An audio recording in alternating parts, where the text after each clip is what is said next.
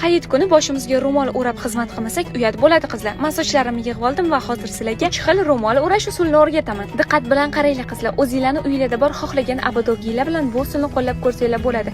Shunchaki ish qilayotganingizda ro'molinglar tushib ketmaydi, shovqli ro'mol bo'lsa ham mahkam turib beradi. Ro'mol o'ramaganimga ancha bo'lgani uchun o'zimga juda ham yoqdi. Keyingi stilda esa ro'molni shunchaki ustimizga tashab qo'ysak bo'ldi desam hazillashaman. Bu usulda bemalol mehmonxonachilikka, ziyoratgohlarga borsanglar bo'ladi, hurmatli ayol qizlarimiz. Nima uchun bunaqangi qiyinlashtirib bog'layapman? Sababi boshimizdan shovqli ro'mol bo'lganligi uchun umuman sudralib tushib ketmaydi qizlar.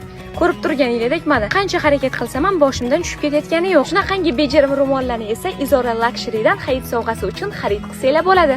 Ha, aytgancha, agar meni nomimdan chiqsanglar sizlarga 10% chegirma ham qilib berishadi. Bu usul esa hozirgi kunda trend hisoblanadi. Xuddi shunaqa qilib o'rab borib, bemalol ovsinlarning oldidan maqtansanglar bo'ladi. O'zi ham 90-yillarning qizlariga o'xshab qoldimi? Ro'mol uchun dastavka xizmati ham bor. Hayitlarni yaxshi o'tkazib olinglar.